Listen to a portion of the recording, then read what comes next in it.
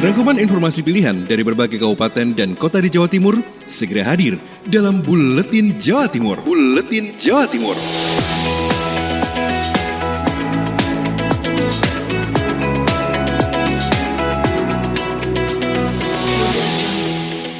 Salam jumpa sahabat, berjumpa kembali dalam program Buletin Jawa Timur edisi hari ini.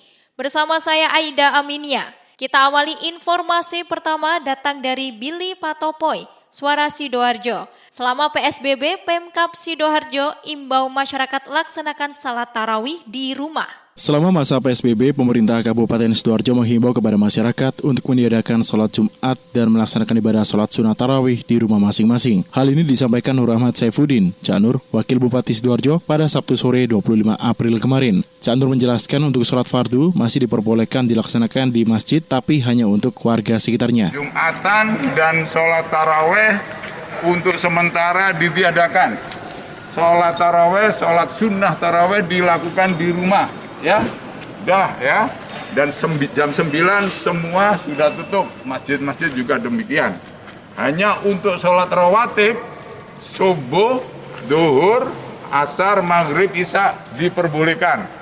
Dengan syarat, sekali lagi untuk warga sekitar masjid, sekitar musola, bukan warga dari luar atau dari perjalanan, hanya khusus warga yang ada di sekitar masjid. Selain itu juga ada peraturan jam malam mulai jam 9 malam sampai 4 pagi. Masyarakat juga diwajibkan memakai masker saat PSBB. Demikian saya Billy Patopoy, Suara Sidoarjo. Informasi selanjutnya datang dari Henti Ludiana Suara Ngawi.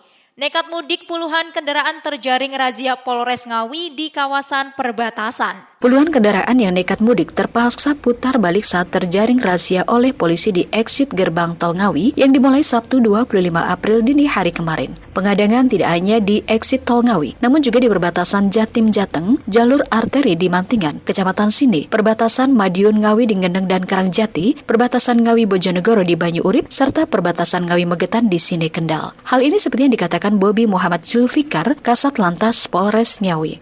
Baik, sesuai petunjuk dari Bapak Presiden terkait masalah larangan mudik, kami dari Polres Ngawi melakukan pembatasan terhadap kendaraan-kendaraan penumpang yang terindikasi akan mudik. Dengan CB yang dilaksanakan dari tanggal 24 sampai tanggal 7 Mei nanti, menghimbau untuk kembali kepada tujuan asal. Nanti pada saatnya setelah tanggal 7 sampai tanggal 31 Mei, selain kita menghimbau, maka akan diberikan juga denda yang kisarannya nanti akan ditentukan oleh pemerintah selanjutnya. Sekitar 100 personel diterjunkan dan tersebar baik di perbatasan Jatim Jateng maupun jalur antar kabupaten di Jawa Timur. Sedangkan dari pantauan tampak puluhan kendaraan yang berplat Jakarta-Bandung berputar balik saat keluar dari gerbang tol Ngawi. Henti Ludiana, Suara Ngawi. Informasi selanjutnya datang dari Vivi Agustiani dari Suara Kota Probolinggo. PPDB online di Kota Probolinggo direncanakan mulai 8 Juni. Di tengah belum ada kejelasan kapan aktivitas sekolah kembali normal di Kota Probolinggo, Dinas Pendidikan dan Kebudayaan Disdikbud Kota Probolinggo sudah menyiapkan pendaftaran peserta didik baru atau P2DB. P2DB dipastikan digelar secara online untuk menghindari kerumunan. Kepala Bidang Pendidikan Dasar pada Disdikbud Budi Wahyurianto menyampaikan, P2DB online 2020 saat ini masih proses pengajuan perwali. Namun untuk P2DB jika tidak ada perubahan baik SD maupun SMP akan dimulai pada tanggal 8 Juni 2020. Ada beberapa hal yang berbeda dalam P2DB kali ini. Di antaranya untuk jalur prestasi yang sebelumnya hanya 5%, saat ini menjadi 30%. Sementara untuk zonasi masih tetap berlaku, skornya ditambah jadi 60%. Harapannya pemerataan siswa menjadi naik. Ia juga menambahkan untuk P2DB 2020 ada beberapa kategori yang wajib datang langsung pada proses pendaftaran. Di antaranya anak berkebutuhan khusus atau ABK dan kepindahan orang tua. Jadi untuk ABK wajib datang langsung sebab akan dinilai oleh gurunya, termasuk bagi kepindahan orang tua, berkasnya asli atau tidak. Vivi Agustiani, Suara Kota Probolinggo. Dari Probolinggo kita bergeser ke Lumajang. Ada Zongki Cahyadi, Suara Lumajang. Bupati umumkan tambahan warga yang terkonfirmasi COVID-19 di Lumajang. Thoriqul Haq, Bupati Lumajang, kembali mengumumkan bertambahnya warga yang terkonfirmasi COVID-19 di Kabupaten Lumajang. Berdasarkan data yang diterima pemerintah Kabupaten Lumajang dari Balai Besar Laboratorium Penelitian dan Pengembangan Kesehatan Pusat, ada 2 orang tambahan terkonfirmasi positif COVID-19. Bupati Cak Thorik menjelaskan bahwa salah satu orang terkonfirmasi positif COVID-19 berinisial RR, 22 tahun asal Kecamatan Padang. RR merupakan mahasiswi yang berkuliah di Malang dan mempunyai riwayat menggunakan angkutan travel dari Malang ke Lumajang.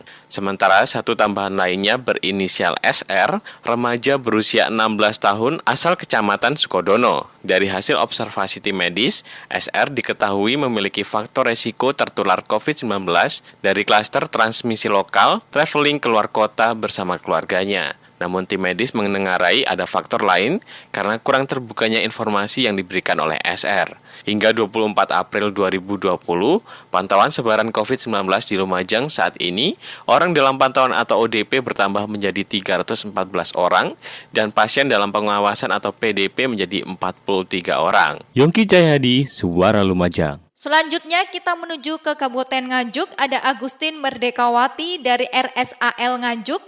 Pemkab Nganjuk bagikan bansos pada warga terdampak COVID-19 selama 9 bulan. Jumlah warga yang menerima bantuan sosial atau bansos di Kabupaten Nganjuk terus bertambah. Jumlah warga yang berhak menerima bansos lebih dari 200.000 kepala keluarga. Bupati Nafi Rahman Hidayat mengatakan, bantuan untuk jaringan pengaman sosial berasal dari bantuan pemerintah pusat, pemerintah Provinsi Jawa Timur, Pemkab Nganjuk hingga pemerintah desa. Pembagiannya nanti ada beberapa tahap dan tipe. Untuk bantuan dari pemerintah pusat akan diberikan selama 3 bulan dengan besaran per bulan Rp600.000.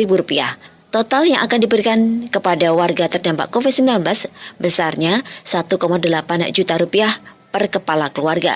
Berbeda dengan pemerintah pusat, Pemkab sedang mengkaji pembagian bansos yang akan dilakukan selama 9 bulan dengan nominal sama dan setiap kepala keluarga nanti akan mendapatkan nominal Rp200.000 per bulan.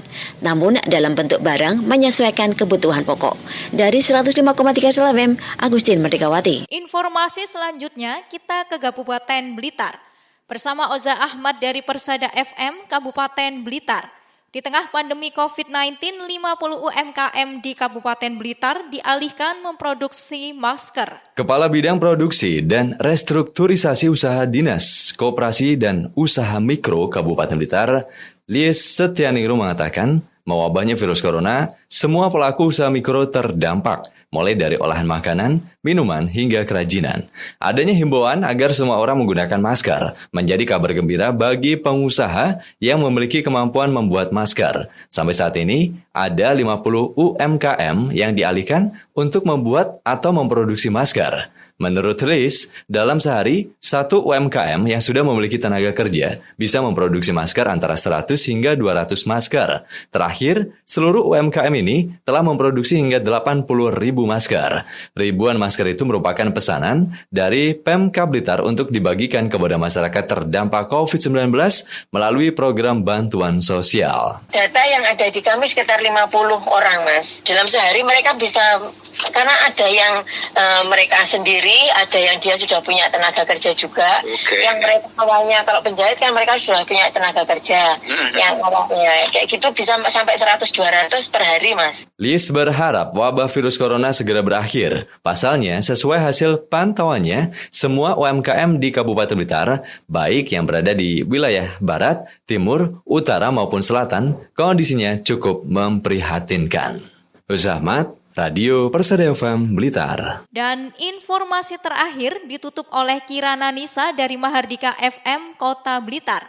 Capaian masih 30% PAD retribusi parkir Kota Blitar terkendala COVID-19. COVID-19 yang tengah mewabah di beberapa daerah berdampak terhadap berbagai sektor termasuk turunnya pendapatan asli daerah PAD. Di Kota Blitar, penurunan itu terlihat pada capaian PAD retribusi parkir. Prio Suartono, Kepala Dinas Perhubungan Kota Blitar saat dikonfirmasi mengatakan, dampak pandemi corona atau COVID-19 sangat dirasakan juru parkir, mengingat pemerintah kota telah memberlakukan kebijakan penutupan tempat hiburan dan wisata sehingga mengakibatkan turunnya mobilitas masyarakat di Kota Blitar. Sampai dengan awal April 2020, capaian PAD retribusi parkir masih mencapai 30%. Padahal tahun-tahun sebelumnya capaian triwulan pertama melebihi angka tersebut.